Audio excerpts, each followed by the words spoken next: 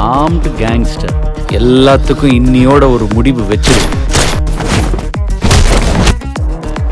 தப்பு செஞ்சா தட்டி கேட்க போலீஸ் வரும். ஆனா அந்த போலீஸ்காரே தப்பு செஞ்சா யாரையா கேட்கறது? அவன் மொத்தமே நான் முடிக்கிறேன்.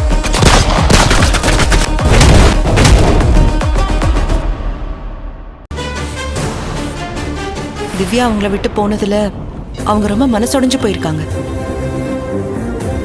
2 நாளா ரூம்ல இருந்து வெளியே வராம சாப்பிடாம இருந்திருக்காங்க. அவங்க அப்பா தான் பயந்து போய் எனக்கு ஃபோன் பண்ணி என்ன பேச சொன்னாரு. போய் பேசினப்பதான் அவங்களோட இன்னொரு பக்கமே எனக்கு புரிஞ்சுது. அது உங்களுக்கும் புரியணும்னு நினைக்கிறேன். இதெல்லாம் டிராமா. அவ உங்களை நம்ப வச்சு பெருசா ஏமாத்த பாக்குறா. அவளுடைய எல்லா பக்கமும் ஒரே மாதிரி தான் இருக்கும். நீங்க அவளை பத்தி முழுசா தெரியாம பேசாதீங்க. அவ விரிச்ச வலையில நீங்க சிக்காதீங்க. அவளை பத்தி எனக்கு தெரியும். ஒருத்தங்க மேல கோவமா இருக்கீங்கிறதுக்காக அவங்கள முழுசா தப்பா சொல்லாதீங்க. மனசுக்கு பிடிச்சதானே நீங்க காதலிச்சீங்க. கல்யாணத்துக்கு பொருளாதார ரீதியா தானே உங்களுக்கு பிரச்சனை வந்திருக்கு. மனசு ரீதியா இல்லல.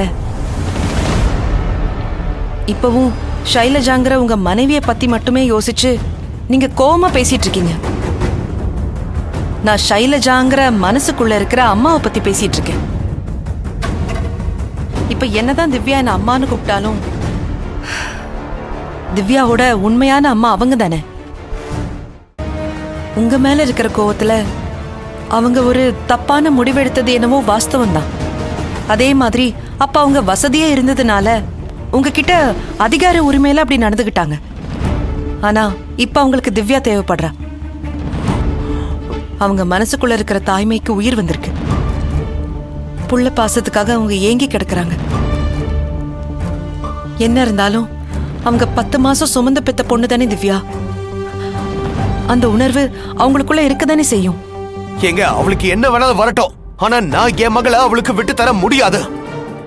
பெத்து தூக்கி போட்டு போனப்ப வராத புத்தி இப்ப வருதா? அப்படிப்பட்ட அம்மா என் பொண்ணுக்கு வேண்டாம். நீங்க அப்படி நினைக்கலாங்க. ஆனா திவ்யாவும் அப்படி நினைக்கணும்னு நீங்க கட்டாயப்படுத்த முடியாதுங்க.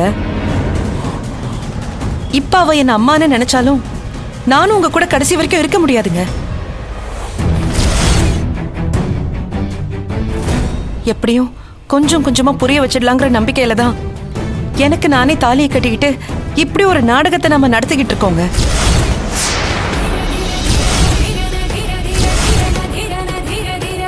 ஒருவேளை திவ்யா கடைசி வரைக்கும் புரிஞ்சுக்கலனா எல்லாருக்கும் கஷ்டம். இப்படி அறகுறையா ஒரு வாழ்க்கைய வாழறதுக்கு ஒரு முழுமையான வாழ்க்கைய திவ்யாவுக்கு ஏன் நீங்க கொடுக்க கூடாது? நிரந்தரமா ஒரு அம்மா இருந்தா என்னங்க தப்பு? இந்த வாழ்க்கை நிரந்தரம் இல்லைன்னு எனக்கு தெரியுங்க. அதுக்காக அவளை எல்லாம் என் குழந்தைக்கு அம்மாவா ஏத்துக்க முடியாது. உங்க மேல எனக்கு விருப்பம் இருக்குன்னு உங்களுக்கும் தெரியும். ஆனா உங்க மனசுல நான் இல்லைங்கிற ஒரே காரணத்தினால நான் என் மனசை மாத்திக்கிட்டேன்.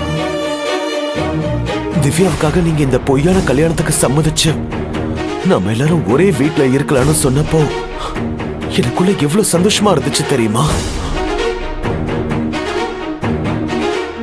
உங்களுக்கு நீங்களே தாலி எடுத்து கட்டிக்கிட்டாலும் உங்களுக்கு எனக்கும் கல்யாணம் ஆயிடுச்சுன்னு மத்தவங்களா நினைக்கும் போது எனக்கு எவ்வளவு சந்தோஷமா இருந்துச்சு தெரியுங்களா?